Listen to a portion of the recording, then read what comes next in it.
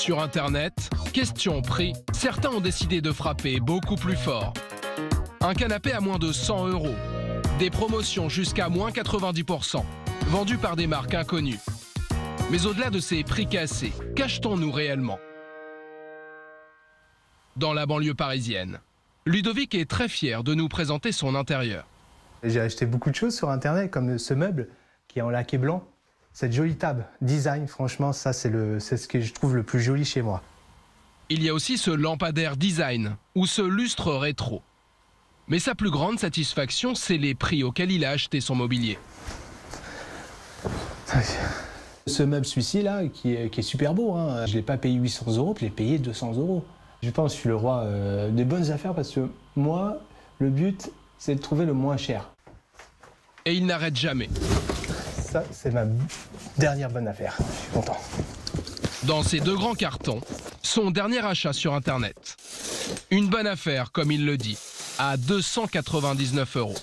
Bah, j'ai reçu mon lit. Du coup, depuis c'est un certain moment, je rêvais de l'avoir. Donc là, je suis content de l'avoir. Ça y est, enfin. En plus, c'est un joli blanc. J'espère que ça va donner comme sur la photo. À ce tarif-là, évidemment, c'est un lit à monter soi-même. Donc, à mon avis, ça va être là. D'abord, il doit visser la structure.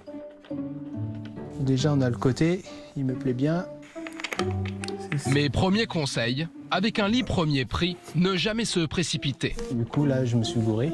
J'ai pris la planche qui allait à l'arrière au lieu de devant.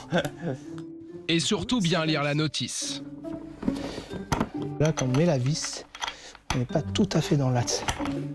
Le prince des bonnes affaires n'est pas en tout cas le roi des bricoleurs. Il faut dire que la notice est assez sommaire. Non, sur la notice, il ne nous explique même pas. Rien. Donc on ne sait même pas. Une simple feuille A4. Il est vrai, pas facile à comprendre. Mais au bout de 90 longues minutes, Ludovic touche au but. Hop là. Waouh, ça y est, enfin. C'est fini.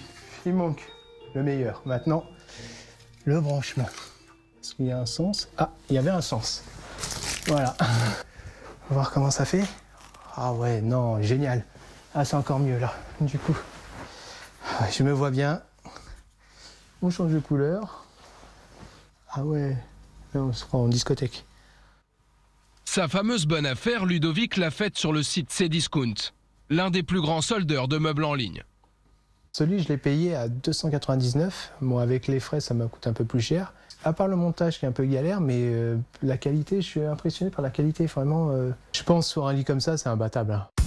Avec la livraison, il l'a payé 348 €. Un prix a priori imbattable. Et pourtant, Ludovic aurait pu encore le payer moins cher, s'il avait bien regardé sur le carton.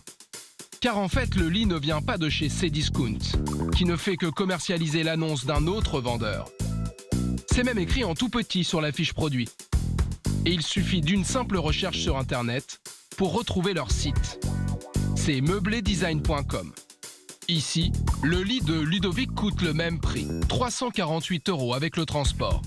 Mais grâce à une remise, il aurait pu le payer 30 € moins cher. Mais qui se cache alors derrière ce vendeur en ligne, moins cher que les grands discounters? Et surtout, comment fait-il? Notre enquête nous mène jusqu'à cet entrepôt discret, dans une zone industrielle d'Orly.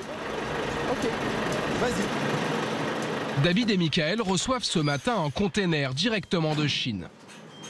Et à l'intérieur... Bon, là on est au plein.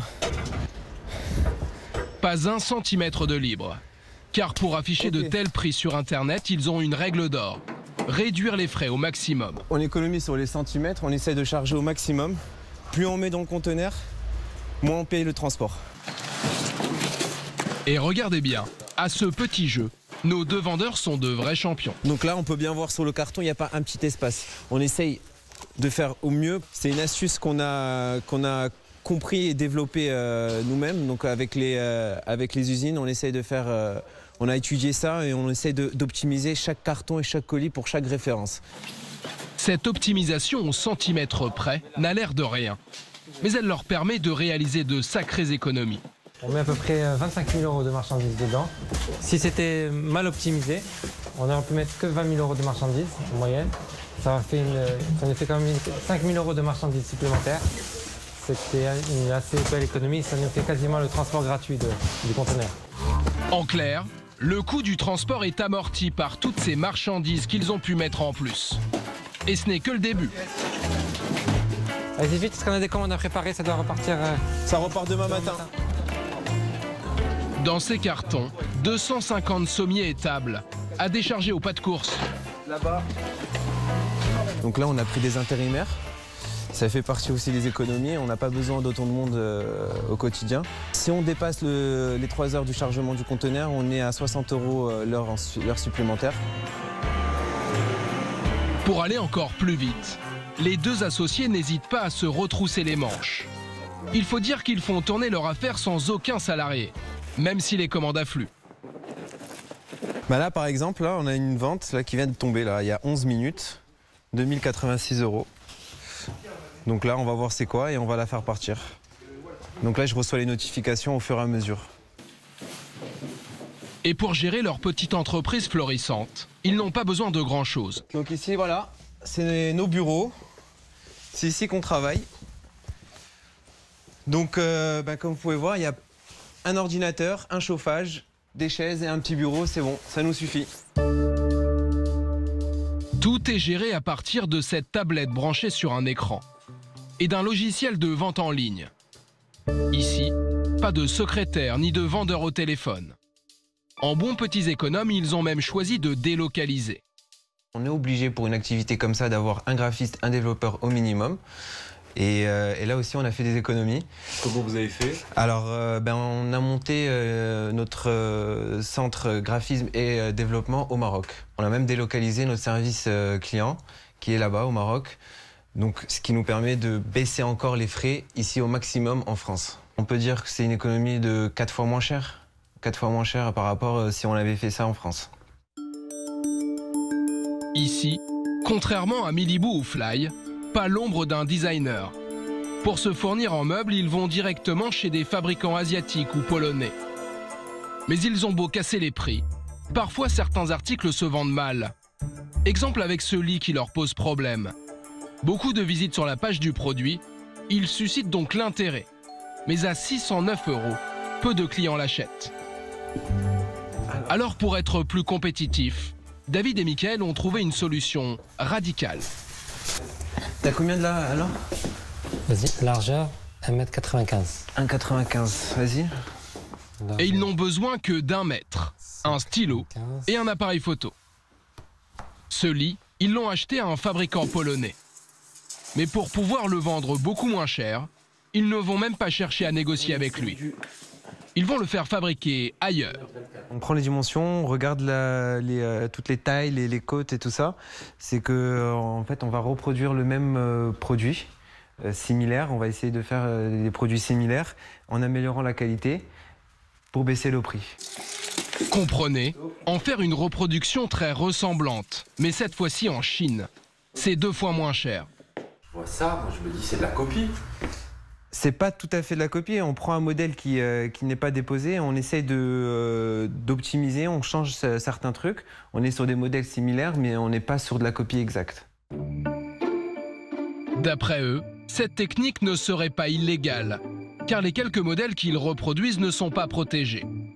Alors de temps en temps, il leur arrive de jouer au jeu des 7 différences. Exemple avec ces 2 lits, très ressemblants. À droite, un lit polonais proposé sur leur site à 700 € il y a quelques mois. À gauche, sa reproduction chinoise, qu'ils vendent 2 fois moins cher aujourd'hui.